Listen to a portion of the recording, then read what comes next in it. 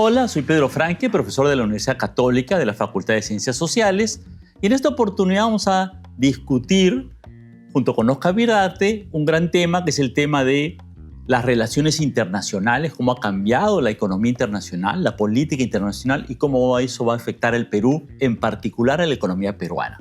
Yo soy profesor de economía y Oscar Virarte es un experto en política internacional, promotor de nuestra carrera de relaciones internacionales, y creo que podemos tener un bonito diálogo interinstitucional, ¿no? entre ambas carreras. Gracias, Oscar, Pedro. Gracias Pedro, por la invitación.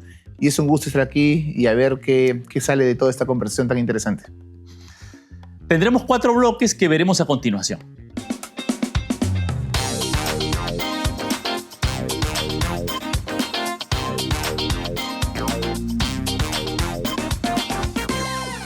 En este primer bloque vamos a presentar un poquito los grandes cambios que ha hecho Trump en estos meses en la política de Estados Unidos. Como ustedes saben, subió los aranceles, luego ha retenido las alzas de los aranceles, manteniendo un 10% a todo el mundo, con un fuerte golpe a China. Pero esto es parte de un tema mayor. No sé, Oscar, ¿cómo has visto tú la política internacional de Trump en estos primeros meses? Bueno, en principio no nos ha sorprendido mucho, porque creo que es una continuación en parte de lo que hizo en el primer gobierno, con una gran diferencia, que en el primer gobierno a Trump le costó un poco llevar a cabo estos cambios por 2 razones fundamentales. Primero, creo que Trump no conocía cómo funcionaba el Estado, él viene de la actividad privada, y 2, porque al ser un outsider dentro del mismo Partido Republicano no tenía los cuadros. Es más, el Partido Republicano no lo apoyó completamente durante su campaña. Pero ahora tiene una mayoría absoluta en el Congreso, digamos, bien, ¿no? Ahora tiene mucha fuerza, digamos, ¿no? Ha sido totalmente distinto, porque él llega al gobierno con un conocimiento perfecto de cómo funciona algo tan complejo como el Estado estadounidense, y 2, viene con cuadros, viene con un montón de gente, muchas de ellas con características muy cuestionables, pero viene con gente. Entonces, por eso, a diferencia del primer gobierno, hemos visto cómo en los primeros 100 días ha implementado mucho más medidas ejecutivas que Biden en todo su gobierno de 4 años. Entonces, sí. Ahora, en la economía internacional ha habido toda esta medida de los aranceles que, ¿no?, ha tenido varios momentos, digamos, y justo ahorita que estamos grabando, bueno, quién sabe qué pasará en unos meses, en realidad. Pero también ha tenido otras medidas como retirarse de la Organización Mundial de la Salud, prácticamente rechazar los temas de la Organización Mundial de Comercio, los procedimientos de resolución de controversia de la Organización Mundial de Comercio, el Acuerdo de París en términos de cambio climático. Entonces hay una especie de duda respecto de si quiere aislar a Estados Unidos del mundo. ¿Qué es lo que está buscando? ¿Cuál es la política más general de Trump en términos económicos en el mundo, ¿no? A ver, hay varias cosas en ese tema, porque en primer lugar, digamos que él representa una expresión política que se está consolidando a nivel global. Esto que llamamos la derecha populista, la derecha reaccionaria, que tiene un discurso parecido, desde Bolsonaro hasta Trump, pasando por Le Pen. Es decir, son antiglobalizantes, antiintegración, son antimultilateralismo. Es decir, ahora, sí nos sorprende un poco este proteccionismo bien propio del siglo XIX, pero digamos que son críticos de la globalización económica, de cómo esta se ha desarrollado. Yo creo que Trump, en primer lugar, representa en parte un movimiento que es mucho más externo de Estados Unidos, que ha ido de alguna manera consolidando a estas derechas. Eso en primer lugar. Pero es un gran cambio dentro de Estados Unidos, ¿no? Digamos, por más de que Trump, ¿no es cierto?, ya ha habido algunos avances en esta dirección, ¿no? Y en segundo lugar, también, dicho de paso, que en la herencia política de Estados Unidos, la política exterior de Estados Unidos se construye sobre muchos ejes. Y uno de esos ejes es el marcado aislacionismo, que para muchos Trump representa un neo-aislacionismo, digamos. Un extremo, digamos, porque ¿no? Recordemos que la política exterior de Estados Unidos, por lo menos hasta la Segunda Guerra Mundial, fue bastante aislacionista. Y hasta 1900, totalmente aislacionista. Es decir, recién con Theodore Roosevelt vemos su presencia en Latinoamérica, y después recién a partir del 45 con Truman, su presencia global. Entonces, algunos consideran incluso que Trump representa también este eje neo-aislacionista combinado con elementos neoconservadores y proteccionistas. Está en duda ahorita, ¿no? Porque con este tema de los aranceles bajados al 10%, no sabemos si se mantendrá 10%, ya es un aumento de aranceles en Estados Unidos como no se ve hace muchos años, ¿no? O sea, ya el repliegue, digamos, ¿no? De 10% para todo el mundo es significativo. Pero lo que anunció originalmente, ¿no? Con aranceles de 30, 40, 50% para un montón de países, sí, e incluso el 100 y tanto por ciento para China, es bien fuera de lo que hemos visto en la historia de Estados Unidos en, no sé, 100 años, 80 años, y además, me parece, ¿no? porque ¿cuáles son los referentes de Trump para hacer esto? ¿Y cuáles son sus referentes? Él saca como referente al presidente McKinley. Estamos hablando finales del siglo XIX, que se le conoció como el rey de las tarifas, ¿ok? Entonces, él es su referente, alguien de hace 120 años, su referente, para decir que con él cambió la historia de Estados Unidos, y Estados Unidos, gracias a McKinley, es cuando comienza su ruta hacia convertirse en potencia mundial. Entonces, la verdad es que a mí esas referencias me generan mucha preocupación. Sí. Ahora, si queremos discutir un poquito esto, un poquito más es... Hay esta discusión sobre a dónde se va a ir Trump, ¿no? Si una política más, digamos, aislacionista, ¿no? Pero también quiere resolver, ha dicho, ¿no? Dijo que quería resolver la guerra en Ucrania en un día, también se manifiesta en una nueva relación con Irán, ¿no? Entonces hay como una... Sí, doble carácter, digamos, ¿no es cierto? Un balance, digamos, ¿no? Entre su presencia internacional y su política a favor de Estados Unidos, ¿no? No sé si llamarlo balance o contradicciones, aunque algunas veces. Porque, por ejemplo, cuando uno ve la OTAN, uno ve a un Trump que cuestiona mucho a los países europeos por no pagar dinero a la OTAN. Es decir, ¿por qué Estados Unidos gasta más que ellos cuando es la seguridad de ellos? Claro, pero eso se entiende en función de la Alianza Atlántica, de que así se construyó la OTAN. Yo te defiendo, ustedes son mis aliados. Entonces, ¿y eso qué genera? Que los europeos promuevan mecanismos de defensa propios. Y ahí Trump dice, ¿por qué lo hacen si tenemos a la OTAN? ¿No? Entonces, esas contradicciones, y en el caso de Ucrania es evidente. Ucrania no lo hace para promover la paz. Lo que quiere Trump es bueno, agarrar los minerales, parece, ¿no? Además, es reducir el costo que le implica la guerra a Ucrania. Para Estados Unidos, la verdad, es muy costosa. Y Trump no quiere invertir en un conflicto que no le muestra ningún tipo de interés. No le interesa Ucrania, no le interesa Rusia y le interesan los recursos naturales. Ahora déjame pensar un ratito, traer esto hacia América Latina, ¿no? Entonces hay esta contradicción, no sé si se ve también en América Latina, ¿no? Hay un lado en que me parece que Trump quiere establecer más poder sobre América Latina, ¿no? Quiero el canal de Panamá, ¿no? Por ahí ha habido unas versiones sobre lo de Chancay que discutiremos más adelante en el cuarto bloque. Incluso sus relaciones con México, Canadá, Groenlandia, suena como quien dice lo que está cerca mío es mío. Pero por otro lado, también como que América Latina ha estado bien poco presente en su discurso, digamos, ¿no? Casi ausente, digamos, ¿no? Pero, digamos, en defensa de Trump, eso sucede en los últimos 20 años o 30 años. Es decir, la presencia de Latinoamérica en el discurso estadounidense al más alto nivel ha desaparecido en comparación de lo que significó América Latina para Estados Unidos durante la Guerra Fría a partir de los 90, pero sobre todo a partir del 11 de septiembre, claramente hemos perdido importancia relativa, digamos, en relación con otras regiones del mundo, que son mucho más importantes en defensa de Trump. Ahora, lo que sí es cierto es que Trump, como tú bien lo dices, Trump evidentemente entiende a Latinoamérica a partir de sus intereses, ¿no? Y no a partir de lo que pueden ser intereses mutuos, digamos, ¿no? Entonces, si América Latina tú te alineas a mis intereses, vamos a hacer una buena relación. Sí, así, construir una relación en esos términos se hace muy difícil, ¿no?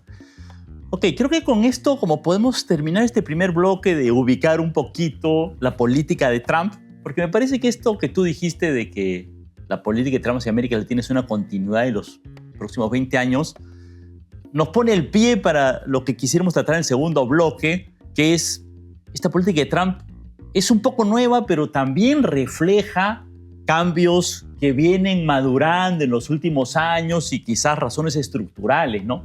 No parece ser algo solamente de la coyuntura. Y eso discutiremos en el siguiente bloque.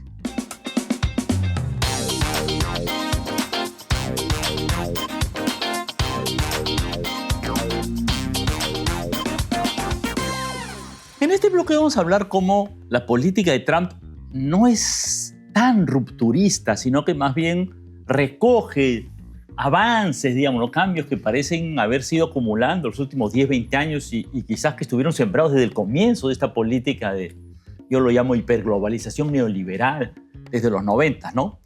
Para recordar lo inmediato, digamos, en realidad todo este conflicto entre Estados Unidos y China, que ahorita está tan agudo con tarifas tan grandes, comenzó en realidad en el primer gobierno de Trump, quizás un poquito con Obama, pero más con el primer gobierno de Trump. Y Biden esencialmente no cambió, no retrocedió ninguna de las medidas de Trump. Y en realidad siguió con algunas medidas sobre este tema en los semiconductores, las cosas de alta tecnología, o qué sé yo, ¿no? Trump lo agudiza, pero parece haber un consenso en Estados Unidos entre demócratas y republicanos sobre un conflicto como estratégico, económico estratégico con China, ¿no? Lo cual mostraría que hay razones bien de fondo, digamos, sociales, económicas, que llevan a que esto... No estamos hablando de algo coyuntural, ¿no? No parece que es como acabado Trump, regresamos a lo anterior, ¿no? No sé tú cómo lo ves. Tú lo has dicho bien. Si hay algo que es un consenso en Estados Unidos, dentro de las diferencias y las fracturas políticas que hoy existen entre los partidos, incluso dentro del Partido Demócrata y dentro del Partido Republicano también hay fracturas, si hay un consenso es que todos están de acuerdo de que hay que hacer algo para hacer frente a China. China hoy está retando la hegemonía de Estados Unidos en el mundo. Pero ahí sí es interesante porque, por ejemplo, cuando uno comienza a retroceder en el tiempo, ¿quién fue el primer gobierno que claramente identificó a China como su principal amenaza? Fue Barack Obama. Obama llevó a cabo durante su gobierno el conocido giro al Asia, ¿no? Que era a partir de ahora, porque hasta Obama, la política exterior norteamericana en términos de seguridad, al margen del terrorismo, casi siempre tenía principal enemigo a Rusia. Yo recuerdo haber estudiado en Estados Unidos donde los manuales te hablaban de Rusia como el principal enemigo. Y con Obama esto cambió y dijo, no, a partir de ahora nuestras prioridades en todo sentido, económicas, políticos, de seguridad, se redireccionan al Asia. Y a partir de Obama hemos visto muchas estrategias distintas. Lo que pasa es que con Trump estamos viendo una estrategia más, digámoslo en términos coloquiales, a lo bruto, digamos. ¿Okay? Y también Trump parece un poco extraño porque como que se pelea con todo el mundo, ¿no? Pero si tú dices, mi enemigo principal es China, uno dice, bueno, ¿qué hace Trump peleándose con México, con Canadá, con Japón, con Corea? Digamos, parece un poquito, ahí hay un tema un poquito particular de poco Trump, diplomático, digamos, ¿no? Poco político. Además, causa extrañeza estos retrocesos, ¿no? Dice, mañana retrocedo, vuelvo a pensar. Irregular. Entonces, no se ve incluso una estrategia muy sólida, muy pensada, muy estratégica. Mira, pongo un ejemplo. Bueno. Un ejemplo así puntual. El gobierno de Barack Obama comenzó a impulsar el Tratado Transpacífico. Por supuesto, el TPP. Me acuerdo. Claro. Y el TPP era una respuesta al RCP chino. Es decir, lo que buscaba Obama es, te voy a competir en el Asia-Pacífico. Y voy a aliarme con todos los demás, menos con China. Exacto. Y China hacía lo mismo con el RCP. Voy a aliarme con todo lo demás, menos con Estados Unidos. Y era una estrategia de enfrentamiento por influencia con China en el Asia-Pacífico. Pero vino Trump y lo primero que hizo es, estoy en contra del libre comercio, no me gusta mucho esta vaina de libre comercio en el Asia-Pacífico, me salgo del TPP. Pero el TPP, más que una herramienta económica, que la era una herramienta política. Y Trump no lo entendió así. En otras palabras, hay un consenso que China es la principal amenaza, el problema es la estrategia. Cómo nosotros nos enfrentamos a China. Y claramente Trump está asumiendo una estrategia arriesgada, a lo bruto, pero también muy arriesgada, muy poco sólida, muy poco estratégica, y que puede llevar al mundo a un lugar extraño. Ahora, regresemos a los temas de fondo, disculpa, Oscar, ¿no? Que es claro, Trump pues merece un montón de análisis en esta coyuntura, ¿no? Y el personaje en particular. Pero parece este consenso en Estados Unidos del conflicto con China y de defender un poco más su mercado interno, digamos, ¿no? Parece responder a problemas estructurales, ¿no? Pensaría dos, ¿no? Quisiera plantear dos para el diálogo, ¿no? Uno, evidentemente, es el peso relativo entre China y Estados Unidos económico, ¿no? Claramente, la globalización neoliberal, digamos, del 90 al 2000, le permitió a China, y China aprovechó muy bien, crecer en su industria de una manera enorme, de tal manera que ahora su producción total es mayor a la de Estados Unidos, aunque su producción per cápita todavía está bastante baja y hay una discusión sobre el avance tecnológico. Pero el peso económico y tecnológico de China claramente, ¿no? Podemos discutir cuánto, pero está compitiendo con Estados Unidos, ¿no? Y la otra discusión en Estados Unidos, luego si quieres podemos profundizar en el tema económico, es bueno, cuánto eso ha afectado pues el empleo y la productividad, los ingresos en Estados Unidos, porque también es verdad que Trump recoge un cierto malestar de un sector de la clase obrera, trabajadora, ¿no? En Estados Unidos, de que la globalización los ha dejado atrás, ¿no? A ver, respecto al primer punto, comencemos por el primer punto, China, Estados Unidos. Sí, yo aún recuerdo a John Mearsheimer. John Mearsheimer hoy en día es un neorrealista, uno de los principales académicos en las relaciones internacionales en Estados Unidos, que se ha vuelto muy conocido porque de alguna manera él predijo más o menos la guerra Ucrania. Y también predice la posibilidad de un conflicto bélico entre China y Estados Unidos a causa de esta competencia. Él lo dice y lo desarrolla. ¿Y él qué dice?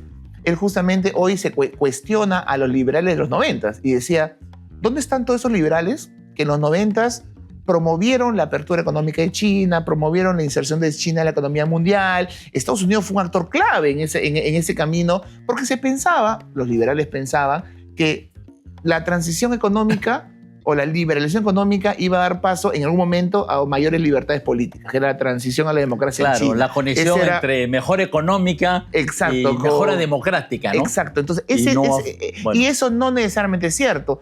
Y claro, Mearsheimer se pregunta, ¿dónde están todos esos liberales que creían que apoyaron a China, su crecimiento, su desarrollo para democratizarla, insertarla políticamente en el mundo, cuando hoy China está cuestionando la hegemonía de Estados Unidos? Ya, pero regresando a lo de China y Estados Unidos, tal vez Estados Unidos tiene razón en decir, bueno, yo era la potencia indiscutible en el mundo, ¿no es cierto? Sin amenaza, digamos, ¿no es cierto? Sin competidor visible en el mundo, en los 90s y quizás al comienzo de los 2000 y a la hora del 2020 uno dice, bueno, ahorita sí hay un competidor. Y bueno, es una lógica, no sé llamarlo imperialista, porque uno también puede decir como país o como persona, bueno, a ti te va bien, bueno. Claro. Bueno, Mearsheimer, ¿por qué está mal, digamos, no es cierto, que a ti te vaya bien? Mearsheimer te respondería. Algunos dicen así, ¿no? Pero Mearsheimer te diría, es cierto lo que tú dices, pero también es cierto que China siempre pensó en volver a ser una potencia mundial. China ha sido una potencia mundial durante siglos, en la historia por lo menos hasta el siglo XVIII. Claro. Y ellos saben que tienen todas las condiciones, ¿ok? Todas las condiciones materiales para volver a ser una potencia mundial. Pero mundial asiática, digamos, ¿no? Pero cuando en el sentido que, digamos, los europeos, fue España, Inglaterra, los que salieron con sus navíos y sus armadas a conquistar el mundo, ¿no? Pero tú sabes que China se replegó en 1420, claro, 30 pero para nunca China jugó en el mundo, digamos, ¿no? En el mundo occidental, digamos, ¿no? Pero digamos que lo que pasa es que la historia es bien injusta, ¿no? Porque cuando uno piensa en el mundo occidental, lo estamos pensando básicamente del siglo XV y XVI, ¿no? Que está asociado básicamente al desarrollo minero. Vamos, la revolución industrial se construye sobre la base de los minerales que explotan en Latinoamérica. Es decir, y eso es lo que va a transformar la economía, porque hasta el siglo XV, pues, más allá de Europa, lo que importaba era el mundo árabe, el mundo asiático, Medio Oriente. Tenían más peso. Exacto. Entonces, yo creo que China se siente que puede ocupar nuevamente un papel porque tiene las capacidades para hacerlo. Entonces, Mearsheimer te diría, eso es lo que se olvidó Estados Unidos. Estados Unidos se olvidó de que está ayudando a alguien que está tratando de convertirse en potencia mundial. Pero te diré, en este tema hay una discusión, ¿no?, sobre el futuro, ¿no? Hay economistas, por lo menos, que opinan, bueno, que el gran tema, pues, es la tecnología del futuro, ¿no? La discusión alrededor de la inteligencia artificial, ¿no es cierto? Y las supercomputadoras y qué sé yo, ¿no? Y hay gente como un economista más o menos conocido que es Nouriel Roubini, que dice Estados Unidos tiene la ventaja en esto. En las 10 principales tecnologías, Estados Unidos va adelante que China. Hay una discusión ahí, hay gente que no está tan de acuerdo, digamos, ¿cierto? Pero diera la impresión que esta disputa en el liderazgo entre China y Estados Unidos, como que Biden la vio más que Trump, ¿no? Porque Biden fue el que dijo, no, los semiconductores, hay que apoyar tecnología de alta tecnología, que sí yo. Y Trump, aunque está muy cercano a algunos de estas, lo que le llaman en economía los Magnificent Seven, ¿no es cierto? Las grandes empresas de la nueva tecnología, finalmente su política las afecta negativamente, ¿no? O sea, uno de los que más sufre es Apple, el propio Musk con Tesla se ve afectado por los temas de comercio internacional, entonces parece incongruente, digamos. Lo que pasa es que yo creo, y hay suficiente marco teórico para sostener esto, hay muchos elementos que son fundamentales en la construcción de hegemonía, ¿no? Los teóricos de la transición de poder, como Roger Hilpin, decían que la transición de poder se construye, como escenarios como el que vemos hoy de transición de poder, se construyen sobre 3 elementos. Yo añadiría algunos más. Dice la economía, la tecnología y los componentes militares, ¿ok? Entonces, creo que Trump está pensando en la economía, pero básicamente en un tema muy puntual, que es el comercio y ahora un poco la industrialización. Pero como tú bien dices, el tema tecnológico también es un tema importante. El tema militar, yo incluso le añadiría a esto algunos elementos adicionales, como el soft power, por ejemplo, o el liderazgo. Estados Unidos con Trump pierde el liderazgo. Es decir, que hoy China se comience a consolidar como la potencia que promueve el libre comercio en el mundo, suena bastante irónico, ¿no? Y la que trata bien a los demás, mientras que Estados Unidos los trata mal. Porque en algunos casos, como decirle a Canadá, tú vas a ser el Estado 51, es como que escupirle en la cara. Y no dudes. Honestamente. Y además, irracionalmente, como tú dices, te pongo un arancel de 60, te lo rebajo a 10. Entonces, y no dudes que mañana China aparezca como el líder del medio ambiente también, que también es muy irónico, pero se lo puede también enrostrar a Trump. Entonces lo que digo es que yo creo que la consolidación como potencia hegemónica en este escenario de lucha y de lucha hegemónica, de competencia hegemónica, se construye sobre base de una serie de elementos, y creo que Trump se está enfocando solamente en alguna parte de esos componentes y no en otros. Liderazgo, en los temas militares, los temas de tecnológicos. Es decir, es verdad, yo estoy de acuerdo con Rubini, todavía, incluso en el ámbito económico, hay muchos indicadores que dicen que Estados Unidos está por encima. Pero también hay otros que generan preocupación. Por ejemplo, que ya China por primera vez haya superado a Estados Unidos dentro de la OMPI, que es la Organización Mundial de Propiedad Intelectual, para todo el tema de patentes, registro. China ya lo superó por primera vez en no sé cuánto tiempo. El año pasado lo superó. Eso te dice algo. Te dice que algo está cambiando, sí, claro, y que no puedes, no puedes negarlo, ¿no?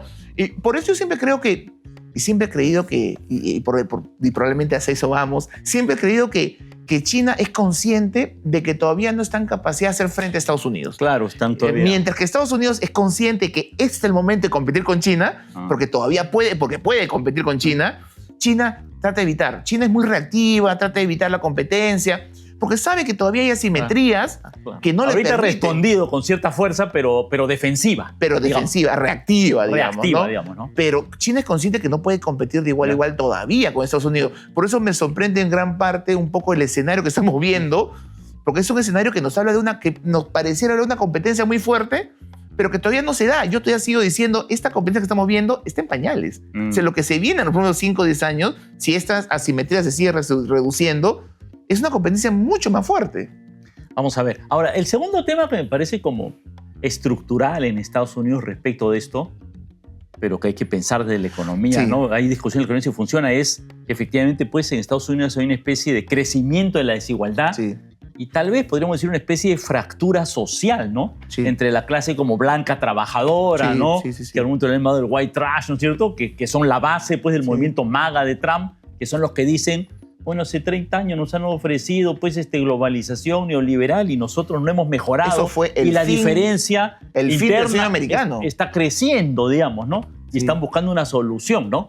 China en ese sentido parece tener mucho más cohesión social, ¿no? En Estados Unidos parece ser mucho más conflictivo, pero me parece que Trump y de alguna manera Biden, creo que con dos políticas económicas muy distintas, responden a esa situación, ¿no? O sea, Biden también, pero con una política económica distinta, ¿no? De reactivación interna, más gasto público. Y Biden lo hizo bien en las cifras macro, ¿no? O sea, desempleo bajo, crecimiento interesante. Solo fue golpeado por la inflación, ¿no? Que fue un hecho internacional, ¿no? Sí, pero como tú bien dices, creo que este debate trasciende a Biden y a Trump, ¿no? O sea, es un debate mucho más profundo, estructural, ¿no? Que ha llevado a grandes transformaciones económicas en Estados Unidos. Estados Unidos ha dejado de lado esta economía que tenía una base sobre la industria a una economía de servicios más costera y globalizada, ¿no? Es decir, yo te decía hace un rato, el fin del sueño americano. ¿Cuál era la ciudad representativa del sueño americano? Detroit.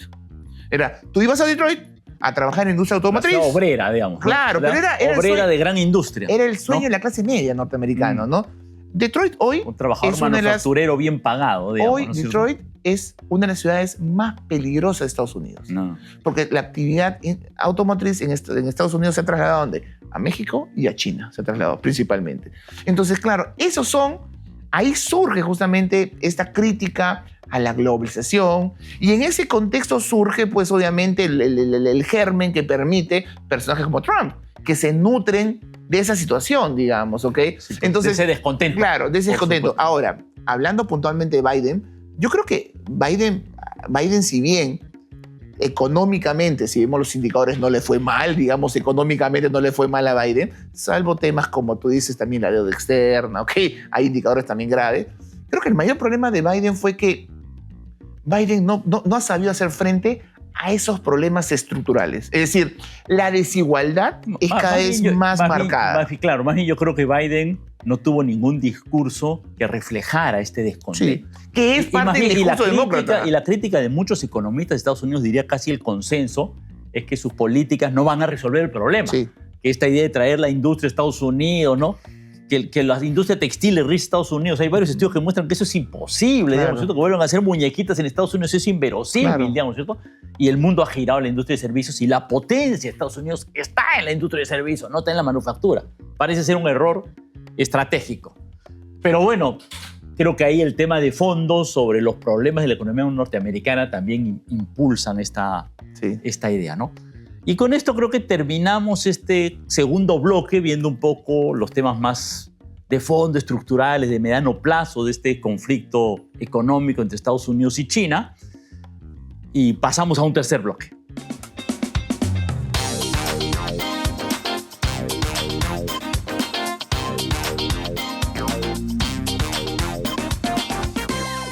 En este tercer bloque me parece importante discutir este tema. A nivel mundial y en el Perú se ha pensado un poquito en los últimos 30 años como que la política económica va por un lado y los temas de la geopolítica, del poder, van por otro. Internamente en el Perú se decía que la política económica iba por la economía por puertas separadas de la política. Y a nivel internacional hasta parecía un poco, ¿no? Había una gran globalización en el mundo. De hecho, el conflicto entre Estados Unidos no se veía porque la OMC era el espacio de consenso, mientras que por abajo había pues conflictos regionales y qué sé yo. Y me parece que ahorita Trump claramente, algunos dicen, utiliza la política arancelaria como un arma, ¿no? Como un arma de geopolítica, ¿no? Y me parece que eso transforma todo esta relación entre política, económica y geopolítica. Sí. Permanentemente. También creo que viene de atrás con el tema de las sanciones económicas. Entonces me parece que es un gran cambio en cómo entendemos la economía y la geopolítica o la política de relaciones internacionales, del poder, digamos, ¿no? Dentro de lo que es la subdisciplina de la política exterior, este debate es muy importante. ¿Cómo sea la relación entre la política exterior, y la política económica, que son dos ámbitos que están muy vinculados, ¿no? Te pongo el caso peruano como ejemplo para utilizarlo después para entender mejor el caso estadounidense.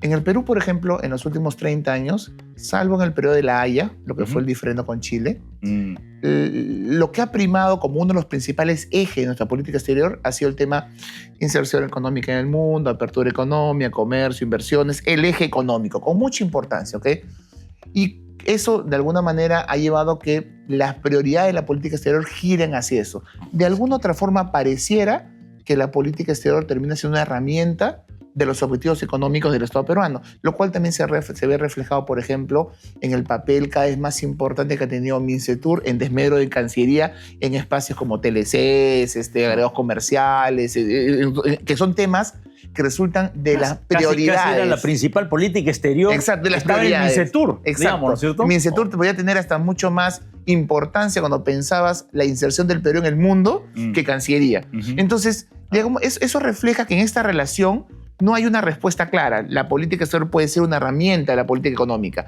Pero lo que vemos en Estados Unidos es lo contrario, básicamente. Es como, más bien, la política económica, esta política arancelaria, termina sobre siendo... todo ahora, ¿no? Ahora, sobre todo en este periodo, momento. ¿no? Cómo termina siendo una herramienta de la política exterior, que básicamente se concentra en objetivos geopolíticos, es decir, esta lucha hegemónica con China y el posicionamiento de Estados Unidos como principal potencia hegemónica en el mundo, digamos, ¿no? Entonces, los instrumentos económicos terminan siendo herramienta de la política exterior. Exactamente, ¿no? Digamos que el objetivo principal o la orientación principal es el conflicto de Estados Unidos con China y la reorientación general a favor de la economía de Estados Unidos. Totalmente. Pero lo curioso es que los instrumentos económicos, como los aranceles, son disruptivos respecto del pasado y son los que prácticamente marcan la política exterior de Estados Unidos. Digamos que la política exterior de Estados Unidos hoy, el tema arancelario es fundamental.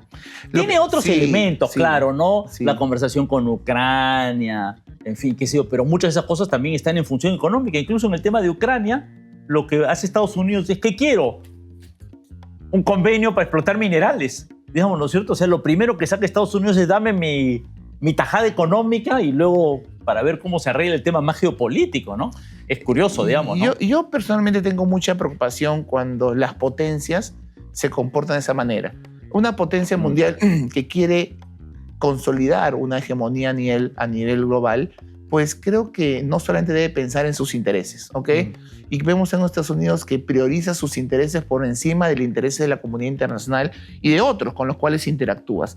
Liderazgo no vas a lograr mucho ahí. Ahora, eso también es preocupante. Pero yo te diría que lo de Trump es más grave, porque no solo es que prioriza sus intereses sobre la comunidad internacional, sino que prácticamente, no sé, rompe una serie de acuerdos existentes y es prácticamente... Y justamente no eso sé, iba. no, Justamente eso iba, porque el liderazgo de Estados Unidos... genera caos en el exacto, mundo, ¿no? a eso iba, porque justamente el liderazgo de Estados Unidos se ha construido desde la Segunda Guerra Mundial sobre la base de lo que conoció como el orden liberal. Y ellos eran el centro. Ellos eran los orden. líderes de ese orden, y un orden que se construyó sobre la base del libre comercio, la democracia, los valores occidentales, los derechos humanos. Y en la economía el Fondo Monetario Internacional, Exacto. el Banco Mundial, una ¿Y qué promoción vemos de ahora? políticas económicas con herramientas para promover esa política, ahora? digamos, ¿no? No el es- soft power no con es- su economía atrás, Algunos decían hace un par de años que era China la que cuestionaba el orden liberal. Y uno dice, no, porque China no es un país que cuestiona el orden económico, ¿no? más Lo bien se ha estaba aprovechando aprovechado. muy bien. Tampoco es un país que le interese si tú eres democrático o no. China ha demostrado que puede negociar con un país autoritario o con un país democrático. Ellos no tienen problema con Bueno, eso. Estados Unidos Esto es un también, problema. Estados Unidos... Claro, pero ha jugado un rol de Sí. promoción de la democracia. Sí, pues, digo, No siempre tan consecuente como debiera, Yo creo que Estados pero Unidos, ha jugado un yo creo rol. que Estados Unidos sí divide su política exterior en función de amigos y enemigos. Ujú. ¿Ok? China es mucho más pragmático. Tú puedes pensar lo que quieras, sé lo que quieras, pero si me vendes, estoy contento contigo. Estados Unidos es más renuente a eso. Sí es amigos, enemigos, tú estás aquí, sí es encuentra bandos. China es más renuente a eso. Pero regreso a la idea original. Entonces, muchos pensaban que China era el gran culpable, pero China no es el culpable. El culpable de la crisis neoliberal surge, y lo dice John Ikenberry, surge en el mismo seno del orden liberal, digamos, ¿ok?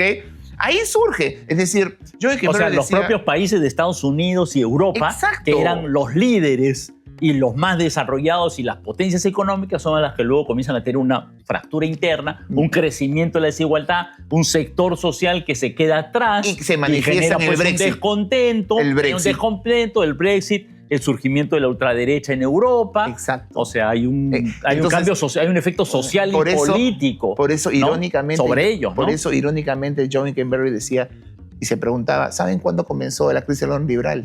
Comenzó cuando se acabó la Guerra Fría. Porque durante la Guerra Fría, el orden liberal era la alternativa al comunismo. Ajá. Digamos, todos iban al orden liberal como la alternativa al totalitarismo. Pero cuando se acabó el totalitarismo, todos le dijeron al orden liberal, bueno, orden liberal, ahora desarrolla el mundo. Y donde se implementó, en muchos lugares la fregó. Digamos, mira lo que pasó en toda Europa del Este, donde se implementa el orden liberal Claro, y las el consecuencias... shock privatizador del Fueron 92, 93 o nefastos, 90, ¿no? Entonces, 93. entonces el orden liberal comienza mal. Y ahí es donde la misma crisis neoliberal para generar desarrollo, es decir, en muchas partes de Estados Unidos, es la que genera gente como Trump. ¿Y Trump qué hace? Aún más y profundiza la crisis. ¿Cómo? Cuestionando el libre comercio con medidas proteccionistas, cuestionando la democracia. Él, per se, no es alguien democrático, Sí, muy pues. intolerante como él, que ha demostrado haber apoyado hasta lo que hemos Sí, visto. y el tema de la democracia no le interesa mucho, ¿no? Los derechos Ahora, humanos y los regresando al valores tema menos. de la globalización neoliberal, es como curioso, digamos, ¿no? Que el resultado de estos, digamos, 3 décadas, ¿no? De globalización neoliberal es que el que más se beneficia es China. Digamos, ¿no es cierto, no? Que es el que tiene una especie de capitalismo de Estado, Claro. una economía muy particular, digamos, ¿no es cierto? Los países desarrollados, bueno, Europa ha declinado, en realidad, ¿no es Sí, cierto? ¿no? bastante. Estados Unidos no le va mal, pero tiene una fractura social, una desigualdad social importante. Y otros países como América Latina no les ha ido bien, digamos, ¿no? En la lógica primario exportadora, América Latina, en realidad tú has visto que su crecimiento ha sido mucho menor que el de China y que el de India, y que de un bloque de países del Asia, digamos, ¿no es cierto? Y éramos, digamos, algunos decían, pues era como el espacio, pues supuestamente más cercano a Estados Unidos, ¿no? Los que y más hace tenemos tiempo, TLC, hace que tiempo pero somos la región que menos crecemos en el planeta. Efectivamente. Decir, este año el Fondo Monetario ha dicho, nuevamente somos la región emergente que menos crecemos, es decir, en el planeta. Y así no vamos a salir, no vamos a lograr el camino del desarrollo. Pero regresando al comienzo, yo quería reflexionar sobre este tema, ¿no? Que es un tema que va bien de fondo a las discusiones económicas y de política internacional, ¿no? De relaciones internacionales, que es esta relación entre economía y geopolítica y otros intereses, ¿no? Uno, primero, creo que hay que, por lo menos para los economistas, ¿no? Tener más claro que todas estas condiciones que tuvimos del Tratado de Libre Comercio que han cambiado y que hoy se juegan mucho más políticamente que antes. Me explico, ¿no? O sea, me parece que se va a jugar mucho más entre Trump, que va a decir, bueno, estás conmigo, estás contra mí, y según eso te doy o no ventajas, qué sé yo, digamos, ¿no es cierto? Y la negociación va a ser mucho más dura. Me parece que se abre un espacio de reordenamiento para el Perú, para Latinoamérica, bien complejo, y donde el tema económico ya no juega solo, ¿no? Ya no es solo un tema del MINCETUR, del Ministerio de Economía y Finanzas, sino que requiere otro entendimiento del Estado peruano y latinoamericano, ¿no? Sí, lo que pasa es cómo ves tú eso, ¿no? Yo estoy de acuerdo, y es que, como decía hace unos minutos, pensar en lo que está sucediendo solamente como un tema comercial o de lucha tecnológica, que son dos manifestaciones actuales, pues no puede hacernos olvidar que finalmente esto es parte de algo mucho más preocupante, ¿no? Es decir, a ver, para los que no saben, cuando hablamos de política internacional, en este momento entre Estados Unidos y China, estamos hablando de hegemonía en la estructura de poder. ¿Y por qué la estructura de poder es importante? Porque esto puede quedarnos claro para alguien que no está vinculado al mundo de las relaciones internacionales. Y es que la estructura de poder está definida por las potencias. ¿Y por qué es importante hablar de estructura de poder? Porque la estructura de poder es aquella que nos permite entender quiénes tienen la capacidad de determinar las reglas de juego. En todos los ámbitos, incluso en el ámbito económico. Quiénes tienen la capacidad de determinar la agenda internacional, la solución a los principales problemas del mundo. Es decir, por eso hablar de estructura de poder, por eso a nosotros nos interesa hablar mucho de la estructura multipolar europea ante la Segunda Guerra Mundial, la Guerra Fría y la estructura bipolar, el momento unipolar de los 90s, la multipolaridad en la actualidad, o lo que algunos prevén, como Fareed Zakaria, ya la construcción de un mundo bipolar entre China. Una nueva bipolaridad. Exacto. Pero en todos esos escenarios estamos hablando de reglas de juego, y las reglas de juego cambian en función de los nuevos actores y de los intereses de los nuevos actores. Y de los potencias, claro, digamos, ¿cierto? Porque lamentablemente nosotros aquí jugamos como... Claro. Es como nos reacomodamos a las nuevas reglas del juego. Y ahí viene la cuestión. El Perú no va a jugar, no va a determinar las nuevas reglas de juego, Los temas comerciales, tecnológicos, son parte de esta lucha política, ¿no? Que estamos viendo y que es fundamental, porque lo que todos nos preguntamos es, bueno, ¿cuáles van a ser las nuevas reglas de juego en caso de consolidarse, especulando, una estructura bipolar entre China y Estados Unidos? ¿Y dónde va a entrar el Perú ahí, si no? no es bipolaridad o algo así, ¿qué tipo de bipolaridad, no? Porque efectivamente no tiene por qué ser igual que la bipolaridad de la Guerra Fría, que era prácticamente dos mundos separados, ¿no es cierto? Dos espacios cuasi separados. El mundo de hoy no lo permite, la globalización no permite hablar en los mismos términos. Y claro, y eso genera preguntas en países como el Perú, ¿qué es lo que nos espera? Porque tú, como bien has dicho, Perú es un país pequeño en el mundo y mediano en la región, que su margen de acción claramente está determinado por reglas de juego que nosotros no definimos y que no están definidos en función de sus intereses. Entonces, ¿cómo nosotros, por ejemplo, yendo al plano económico, estamos hablando, vamos a tener a dos potencias, imagínate escenario, dos potencias, una potencia que básicamente se caracteriza por un capitalismo de Estado y una segunda potencia que si continúa lo que vemos, es una potencia que va a transitar del libre comercio a la industrialización, ¿ok? A la reindustrialización, si se sigue este camino, digamos, ¿ok? Entonces, la pregunta es, ¿el Perú qué juego va a jugar? ¿El modelo económico peruano de inserción del mundo va a seguir siendo el mismo cuando las potencias mundiales juegan otro juego? ¿Qué vamos a hacer nosotros al respecto? Es una pregunta que tendrán que responder los economistas. Yo no la puedo responder. Pero a mí me genera muchas preguntas, digamos. Bueno, con esa pregunta pasamos al siguiente bloque, que es más sobre el Perú.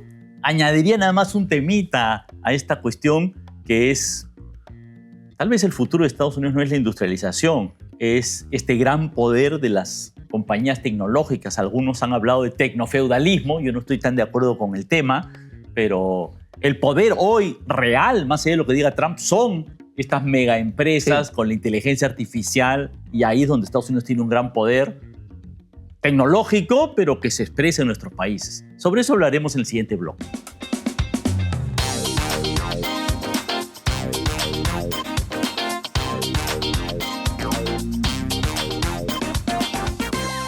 Este es nuestro último bloque y vamos a hablar más directamente sobre las consecuencias del Perú, para el Perú, que ya lo introdujo un poco Oscar en el bloque anterior.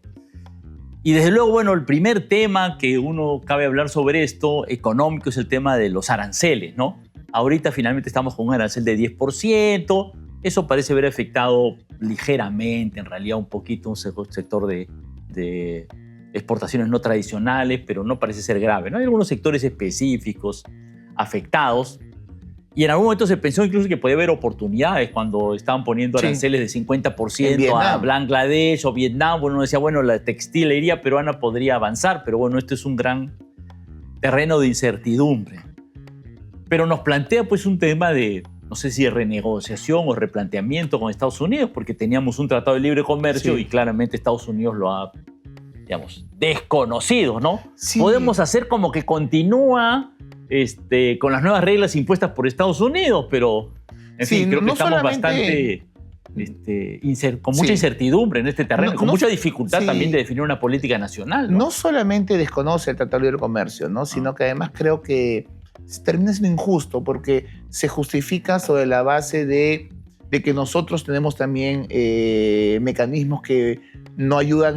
Estados Unidos impone lo que está detrás de estos aranceles es básicamente actos de reciprocidad. Claro, supuestamente porque ellos tienen déficit. Sí, entonces, pero el Perú no tiene. Sí, y desconoce que el Tratado de Libre Comercio entre Perú y Estados Unidos ha sido mucho más favorable para Estados Unidos que para el Perú. ¿Okay? Entonces, la verdad es que ellos interpretan esto como una reciprocidad y el Perú, justamente el canciller Chalear estuvo hace un mes allá, justamente para tratar de...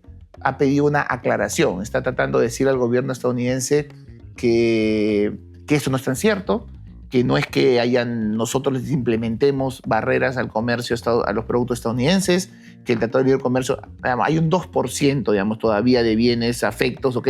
Pero esto no vale para imponer 10% de aranceles a todos los productos. Claro. Entonces, la verdad es que en realidad pusieron el 10% porque se lo pusieron a todo el mundo. Exacto, y Trump quería dar una política económica pero ¿cuál es general? ¿Qué es lo que está haciendo el Perú? El Perú lo primero que ha hecho es tratar de conversar con Estados Unidos, ¿no?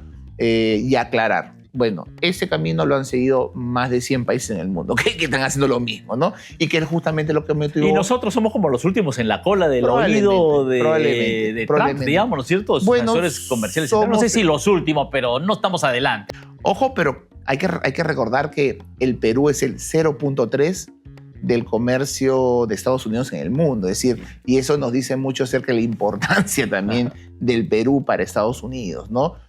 Pero... ¿qué ha hecho el Perú?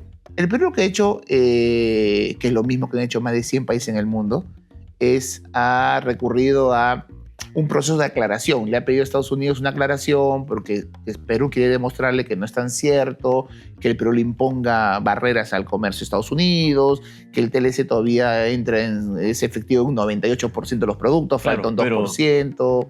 Entonces, digamos que en ese sentido, no es tan justa esta supuesta reciprocidad de los aranceles, ¿no? Eso es en principio, ¿ok? Eso lo está haciendo la mayor parte de los países del mundo. Pero en segundo lugar, creo que existen otros caminos, ¿no? Pero algunos son muy arriesgados, digamos, ¿ok? Por ejemplo, se podría recurrir a la OMC, a la Organización Mundial del Comercio, y ahí plantear una protesta de violación de acuerdo comercial, un reclamo. La pregunta es que, ¿qué tanto esto genera un escenario confrontacional con Estados Unidos, no? O que simplemente Trump no le va a hacer ni caso, ¿no? No sé, yo no sé. Yo creo que Trump ha demostrado que incluso está viendo lo que hacen países chiquitos como Panamá. Y decir, ¿no? Trump ha demostrado de que él no entra en juegos y que él no va a admitir que un país pequeño rete a Estados Unidos. Porque además, si Perú lo hace y Estados Unidos no hace nada, lo que va a generar es que más países hagan lo mismo que Perú. Y eso no le va a gustar a Estados Unidos. Entonces, la pregunta de Perú, le conviene entrar en un ámbito de enfrentamiento con Estados Unidos, y la opción de relaciones latinoamericanas, esa de respuesta latinoamericana, la CELAC o el Grupo Andino. Esa es la otra opción. Y la otra opción es también pensar de manera complementaria en una respuesta colectiva. Es decir, esto nos afecta a todos. Yo no creo que haya ningún país que diga estoy de acuerdo con estos aranceles, ¿ok? O me benefician estos aranceles. En la última cumbre CELAC, que se desarrolló hace un par de semanas en Guatemala, en la declaración final, en el primer punto se hacía referencia a esto, a estar en contra de estos mecanismos unilaterales que afectan al comercio, sin hacer referencia expresa a Estados Unidos, pero claramente era para Estados Unidos, ¿no? Aunque no lo firmaron todos los países, porque países como Paraguay y Argentina no firmaron la declaración final. Los más de derecha. Sí, digamos. los más de derecha, y Nicaragua también. Ojo, los más de izquierda, estas contradicciones propias de América Latina. Fueron los 3 únicos países que no lo firmaron. Los otros 30 lo firmaron. Pero entonces hay cierto consenso de que podemos articular una posición conjunta. Pero es evidente que esto es solamente el discurso. Claro, la declaración es una declaración. Claro, esto requeriría medidas concretas, medidas más. Y eso es mucho más difícil. Y es que yo creo que es la única forma. Pero no solamente, ojo, pensemos en la coyuntura, en hacer frente a esos aranceles. Pensemos en este nuevo escenario que se está generando en el mundo tan incierto de competencia hegemónica que venimos desarrollando, que requiere posiciones conjuntas. Es decir, si creer que vamos a hacer que lo mejor para hacer frente a ese escenario es hacerlo solos, creo que es un completo error. No, claro, solos pues no tenemos ninguna fuerza, ¿no? Pero el problema es que hoy en día el multilateralismo a nivel regional se encuentra muy debilitado. Ahora quería plantearte otro problema, que es en realidad especulativo, pero el principal inversionista en el Perú hoy es China. Y China tiene, bueno, notoriamente el puerto de Chancay, pero tiene pues la principal mina de cobre del Perú, Las Bambas, tiene toda la distribución de energía eléctrica de Lima y una serie de otros intereses que algunos parecen ser claramente pensados de manera estratégica, ¿no? Totalmente. O sea, si China saca el cobre y el hierro del Perú es porque les interesa y lo ya le envían sin procesar, sí. ¿No es cierto? Y si tiene la electricidad de Lima, toda la distribución de Lima es porque están pensando a futuro, no es por comprar. Han comprado las empresas invirtiendo una buena cantidad de plata. Sí. Y el puerto de Chancay igual, ¿no? Yo no creo que sea un puerto monopólico, ¿no? Yo creo que el Callao tiene todavía mucho peso y creo que ahí se pierde de vista esa cuestión, pero claramente a Estados Unidos el puerto de Chancay no le ha gustado, ¿no? Lo han dicho explícitamente, ¿no? Con declaraciones de gente de la Secretaría de Estado y de jefes militares de los Estados Unidos, ¿no? Y ha habido declaraciones, no sé si tú sabes, de un asesor para América Latina de Trump, Mauricio Claver Carone, que ha dicho sí. Hay que poner aranceles de 60% a Chancay. Sí. Parece una de estas tiradas al aire, ¿no? Tiros al aire que suelen hacer, ¿no? Pero no deja de ser un tema que nos pueda plantear una preocupación, en el sentido que en algún momento Trump pueda decir, bueno, ok, ¿no? A ver, si quiero los recursos minerales de Ucrania, ¿no? A ver, seamos sinceros. Chancay para el Perú es un puerto privado, no es un puerto público. Pero ¿qué es lo curioso? De que siendo un puerto privado, el principal dueño de Chancay es el Estado chino. Así es como lo que pasaba antes con Telefónica. Es el dueño, tiene el 60%, son los que mandan, digamos. Es verdad que es un porcentaje de las acciones, pero... ¿Te acuerdas lo que pasaba antes con Telefónica en los 90? Empresa privada Telefónica en el Perú, claro. Pero el dueño era España, el Estado español, digamos, ¿ok? Entonces es el Estado chino el dueño. Y lo que creo que Estados Unidos teme, y ellos llevan mucho el tema de Chancay al ámbito de la seguridad, que es donde nosotros no lo llevamos, claro. Es que se vuelve una especie de cabeza de playa, ¿no? Claro. Del posicionamiento de China en el Pacífico Sur. Porque es el primer puerto chino del Pacífico Sur y tiene todas las condiciones para convertirse en el puerto más importante, digamos, al margen de Callao, pero el puerto de articulación más importante del Pacífico Sur. ¿Y por qué? Porque al poder recibir estos barcos inmensos, claro, tiene unas condiciones geográficas, portuarias. No hay ningún puerto en el Pacífico Sur que pueda recibir a estos barcos. Entonces, lo que pasaría es que todos los barcos... De gran calado, de gran tamaño. La gente no sabe, pero los barcos salen de Chile, de los puertos peruanos, de Ecuador, de Guayaquil, de Buenaventura en Colombia, no van a China. Se van a México o a Estados Unidos, o a Los Ángeles, ¿no? O a Manzanillo, a México, y ahí hacen cabotaje en uno más grande. Se van para allá. Esto demora 40 días. Eso es lo que va a cambiar, pues, ¿no? Pero eso va a directo, transformar, ¿no? Toda la dinámica portuaria. O sea, que no es poca cosa. Toda la dinámica portuaria en el Pacífico Sur, ¿no? Recordemos algo que no hemos dicho hasta ahora, que es el principal socio comercial del Perú es China. no es Estados Unidos. La mayor parte de nuestras exportaciones e importaciones vienen de China, digamos, ¿no? Entonces, lo cual, claro, obviamente, van a ir ahora pues por la ruta directa, mucho más que por la ruta indirecta. En Estados Unidos, esto genera tensión, no por el tema tanto económico, sino por la importancia que puede adquirir en la dinámica portuaria, que es una dinámica de seguridad, digamos. Un amigo estadounidense me contaba, ¿qué va a pasar si mañana más tarde, en un conflicto, al margen de que sea o no una base militar, podría no serlo? Olvidemos ese tema, porque en principio es especular. Son los miedos de Estados Unidos que se convierte en una base militar. No especulemos sobre algo que no es real. Pero ¿qué va a pasar, me decía este amigo estadounidense que trabaja allá, si es que en un conflicto, escenario de enfrentamiento en China y Estados Unidos, el canal de Panamá se ve perjudicado? ¿Cuál va a ser la ruta comercial que va a tener que usar gran parte del Pacífico? Nuevamente Magallanes. ¿Y quién va a tener el principal puerto en el centro del Pacífico Sur? China. Sí. ¿Y dónde está Estados Unidos ahí posicionado? Cero. Sí, entonces, bueno, pero la lógica militar es otra, digamos, ¿no? Los puertos también se toman militarmente, digamos. Pero mientras no sé si sin mucha dificultad, pero digamos... Pero ninguno con esa capacidad. Ninguno con esa capacidad. No, pero claro, lo claro es que hay una potencial preocupación. Como digo, Estados Unidos lo ha mostrado, ¿no? La jefa del Comando Sur lo ha dicho, digamos, ¿no es cierto? A mí me llamó la atención que incluso han puesto un controlador electrónico para las aduanas, que lo ha puesto Estados Unidos. No me parece que sea casualidad. Quieren tener un tema de información ahí. Y en su relación con Perú, ya cada vez más obvio. Es decir, antes eran como que más implícitos.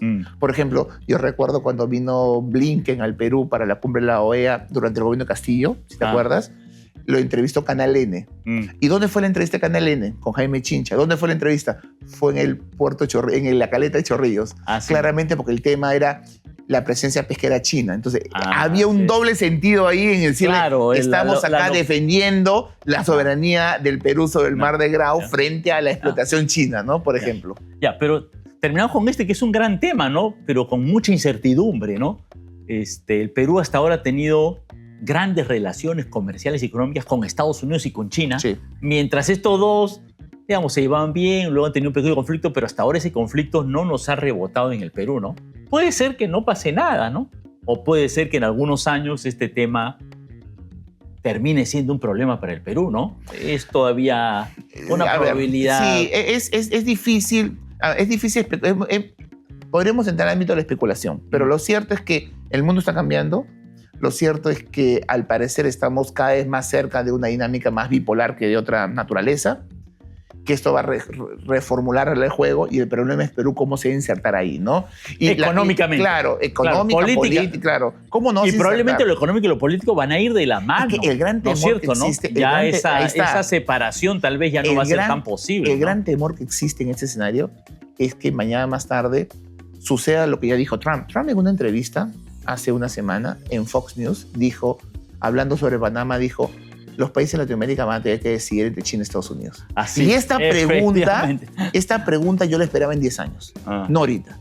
Y claro, me preocupa de que este nuevo orden que parece estar generándose nos lleve a plantearnos esa pregunta. Y para países como el Perú, esa pregunta es nefasta, porque Estados Unidos es un socio comercial, es un socio político, en cooperación. Me escoges amigo a ti, pero nosotros queremos, no nos conviene romper con ninguno de los dos. Ni Chile, ni Perú, que somos países muy parecidos en ese sentido, podemos responder a esa pregunta tan fácilmente, ¿no? Entonces yo creo que el escenario que se puede venir es un escenario muy difícil para nuestros intereses. Muchas gracias, Oscar. Creo que ha sido una conversación y una discusión bien interesante.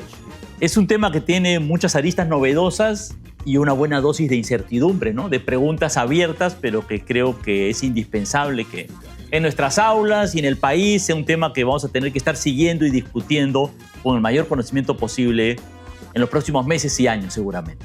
Muchas gracias.